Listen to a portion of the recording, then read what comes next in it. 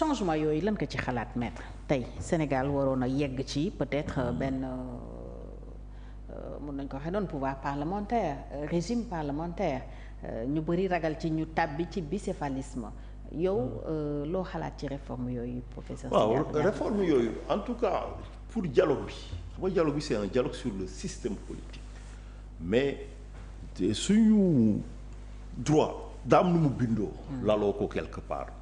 on a une constitution présidentielle tey encore une fois ci poñ yi ñu war a def ci réforme des institutions bi gisuma ci li nga xam ne moom laay dégg ci presse bi ñu ne dañu bëgg a jaare fii dem fële ça ne veut pas dire que peut-être coppite yooyu mënta am mais en tout cas man gisuma ko foofu léegi nag Sidi suma rakk la juriste bu xarañ la su ko waxee am na fu mu sukkandiku peut-être pour teg ko mais loolu aussi dafa nekk li nga xam ne ci recommandation wu assise de la justice assise yi nationale yi fi amoon la li recommandation yi nga xam ne aussi gisoon nañu ko ci commission nationale de réforme des institutions ñun F24 yàgg nga dégg suñu coordonnateur ba ñuy xeex ci xeex bi Mbodj toog di leen wax ni hyper présidentialisme bi foog ñu wàññi ko loolu le président wax ci le 4 avril bi passé ba mu rencontré presse bi après défilé bi moom mooy dafa bëgg aussi président peut-être bi nga xam ne day am ay pouvoir mais mu am premier ministre bu am doole super fort voilà nit ñi nag après dañ ko interpréter comme dafa bëgg partager wala mu dépouiller non du transfert de pouvoir loolu ci logique naturelle bi la parce que tey Afrique benn mbir moo ñu indi surtout dans la sous-région et même problème yi ñuy dund Sénégal fii moom mooy dañuy ñëw ñu am ay institutions yi ñun dañu am conception au pouvoir mooy conception patrimoniale maanaam bu njëkk fii buur moo doon yor moom lépp quelque part tubaab bi ñëw tegal ñu ci état moderne mais au lieu ñu doxee benn tànk jël état moderne dañu garder li nga xam ne moom la ñu fi buur bàyyi loolu maanaam li nga xam ne mooy suñu baaxu maam quelque part moom mooy lan moom mooy gis nga bu dee am nga légitimation parce que tey ci démocratie président Diomaye Faye ci ay élections lañu ko légitimer bu njëkk peut-être dañuy naan sa maam buur la woon yow yaa koy doon quelque part mais légitimation boobu tey boo ñëwee ba toog lu tax lu yóbbu par exemple ay yenn présidents yi ñu def erreur yi ñu def fii Sénégal moom mooy lan moom mooy da ngay jàpp ni yow pour wane ne mat nga sëkk njiit quelque part maanaam da ngay ñëw jàpp ni pouvoir bi yow yaa moom maanaam yaay maye suuf maye leneen maye xaalis maye leneen da ngay jàpp ni yow loolu c'est une manière nga wane ne yow am nga doole et c'est une manière aussi peut-être ñenn yi pour fidéliser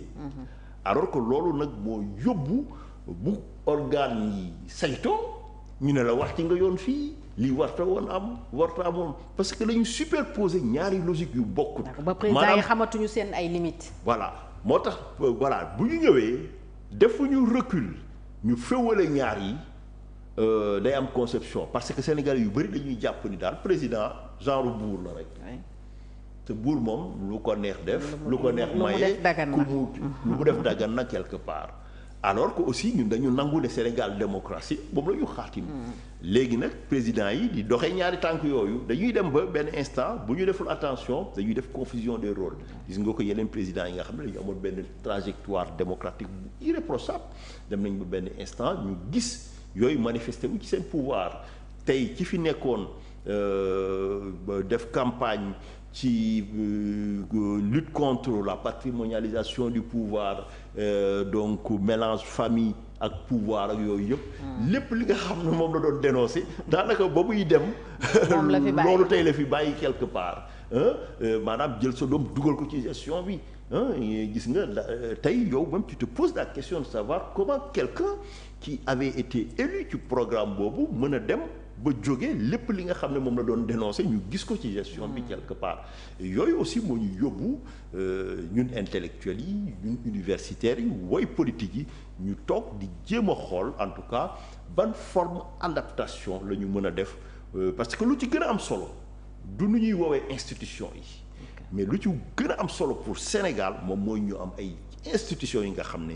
méngoo na ak suñu anthropologie méngoo na ak suñu sociologie méngoo na ak suñu conception du pouvoir et surtout nekk na ay institutions yi nga xam ne nu ñu ko mën a tuddee baax na mais mën nañu yóbbu ci fi nga xam ne foofu la ñu bëgg a yóbbu réew mi maanaam mu nekk Sénégal bi nga xam ne day nekk démocratie ñu dund ci dal ak ci kaw. Mais dans les recommandations de la CNRI il était plus question yokk dooley Assemblée nationale pour que le pouvoir puisse arrêter le pouvoir mais tey dafa mel ni ci régime parlementaire maître la ñu nar a tàbbi quoi qu'on dise parce que am na yenn pouvoir bu ko premier ministre yore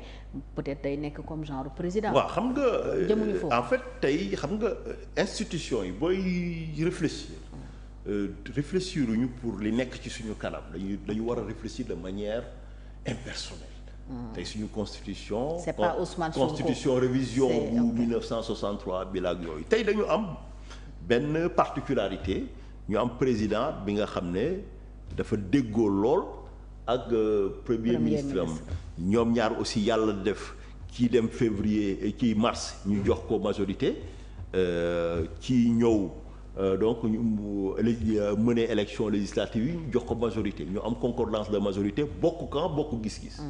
mais mënoon na demee neneen imaginez ci élection yu mujj yi su doon keneen ci kujje gi boo génn ñëw donc tey daanaka pouvoir bi day dem ci configuration bi nga xam ne moom la nit ñi recommandé muy régime parlementaire. parce que kooku tey bu doon ki nga xam ne moom moo yor doole ji quelque part. moo ëpp ay député assemblée nationale yow xam nga ne doo ñàkkal fayda sa premier ministre muy dem di janoo ay nit yi nga xam ne day def déclaration de politique générale bu pare gars yi rejeté ko donc par anticipation rationnelle le président aurait été obligé mu xool nit ci kujje gi ki nga xam ne moom moo yor doole ji moom moo yor député yi waxtaan ak moom peut-être ñoom ñaar ñu xool nu ñuy doser ba ku ci nekk dugal say nit ci couval wala ñu bàyyi ko bu doxal quelque part ñu xaw a am benn mode de cohabitation quelque part moo tax ba jàpp ni tey institution yi il faut que ñu réfléchiraat ci et que waruñu li jebale mbir mi ci lu nekk ci suñuy bët mais dañu war a jël ay réformes yi nga xam ne bu ñu amee hypothèse boobu Sénégal du bloqué dina continuer di dox et du ñu am crise bu ñu amoon en 1962 ak Mamadou Dia ak Senghor. donc pour yow réforme boobu mën na nekk réforme bu baax. nga xam ne consolidante la. parce que loolu fu ñuy yóbbu tey gis nga ko am na yeneen commission yi nga xam ne ñu ngi xalaat ci mbirum statut de l'opposition. financement des partis politiques mais statut de l'opposition tey gis nga ko le professeur El Hadj Mbodj. il y a plus de 30 ans defoon na ci liggéey bu mucc ci ayib. mais c'était dans un contexte très déterminé bi nga xam ne dafa amoon ay tensions fii entre Abdou Diouf ak Ablaye Wade et que tey institution internationale yi muy FMI Banque mondiale de war nañu Sénégal ñu mën nañ continuer di leen jàppale. mais foog ngeen déggoo demoon nañ bay wax lu ñuy woowee partage du pouvoir. gis nga ko benn instant sax woo nañ leen bien avant boobu mu dugg ci gouvernement bi moom Idrissa Seck ba ñuy wax ay entrise boobu yooyu tout ça peut-être boobu ñu ngi gën a nekk xale voilà voilà donc mais contexte boobu tey moo yóbbu woon ñu nekk ci benn stratégie nekk peut-être pour dalal réew mi est-ce que duñu jox benn statut protocolaire ki nga xam ne moom moo jiite kujje gi. le chef de l'opposition. Fanweeri at defuñu ko ci dialogue bi mujjee. référendum 2016 bi. waaw surtout ci dialogue bi mujjee. dafa am consensus bu dégagé woon. ne dañu léegi d'accord nañu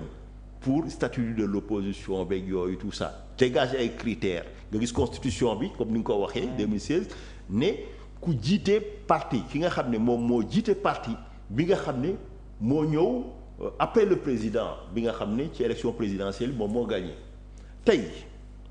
boo doon nar a appliquer critère boobu constitution bi dafa ne ku jiite parti boobu. ku jiite parti boobu kan la. contexte tey bii dina compliqué. parce que Amadou Ba jiitewul Amadou Ba moo ñëw deuxième. mais il n'est pas le président du parti qui a porté sa candidature ou de la coalition. est-ce que bokkati nañ fa. déedéet. luy poser problème donc loolu du solos waxtaan bi ñu xoolaat est-ce que loolu am na pertinence. xoolaat critères yi et tout ça. moo tax souvent nit ñi dañ lay naan non lii waxtaanoon nañ ci ba juboo et tout ça oui mais bu leen fàttali ni dafa am rupture. d'accord ñun dañoo xeex ci sa kanam ngeen jàpp ci combat bi yéen médias yi sénégalais yi jàpp ci mu am changement am lu ñu jaay Sénégal léegi bu ñu ñëwee foog ñu jëmmal loolu quelque part donc mënuñu ñëw ne waxoon nañ ko yooyu tout ça duñ ko waxaat non foog ñu waxtaanaat ko parce que président bi loolu engagé wu ko programme am moo ko engagé quelque part beneen bi moom mooy bu ñu ñëwee ñu dugg ci loolu tey gis nga ko li ma la wax da lay wane ne déjà nécessité la ñu waxtaanee waat mbir mi quelque part mais yemul foofu rek parce que même à supposer que ñu mënoon a jox benn statut beneen débat bu muy posé moom mooy tey problème mu légitimité parce que statut de l'opposition man ci nu ma ko jàppee yomb na ñu organiser ko bu dee comme nuñ ko defee woon parce que amoon naa chance que professeur El Hadj Mbodj mi ko doon def boobu ndongal daara la mais ku ko jege woon trop la donc xam dëkk yi mu demoon ay États-Unis dem xool système français bi dem Angleterre ak yooyu et tout ça recommandation yu mu defoon mu nekkoon nit ku xarañ ci droit constitutionnel suma professeur la ba léegi d'ailleurs maa ngi koy nuyu parce que dañuy déggoo des fois malgré le fait que nekkatul ci paysage médiatique bi mais boo xoolee tey man li ma jàpp moom mooy au-delà contexte bi changé na donc war nañ ci xalaataat et surtout yeneen système yi nga xam ne day am chef de l'opposition souvent day am lu ñuy woowee bipartisme souvent ñaari parti la par exemple boo xoolee Tony Blair conservateur yeeg travailliste yi xam nga dem donc États-Unis souvent républicains yeeg démocrates yeeg yooyu tout ça donc kooku tey dañuy ne bu nekkul ci ak ñeneen voilà problème bu ñu am fii Sénégal tey moom mooy gis nga wax nañu ko ci ouverture dialogue bi 386 partis politiques te parti yooyu tey am na yeneen parti yi nga xam ne ñu ngi xaar ñu jox leen seen reconnaissance te bu ñu koy jotee dinañ yegg 400 quelque part donc loolu tey moo tax ñu jàpp ni est-ce que mën nañu tënku rek ci présidentielle bi parce que texte bi da doon wax ni parti la mais souvent ñi mën a limal fii demuñu sax seen parti coalition la ñu demee quelque part. ku mel ni Amadou Ba d'ailleurs qui est arrivé deuxième coalition. alors constitution bi parti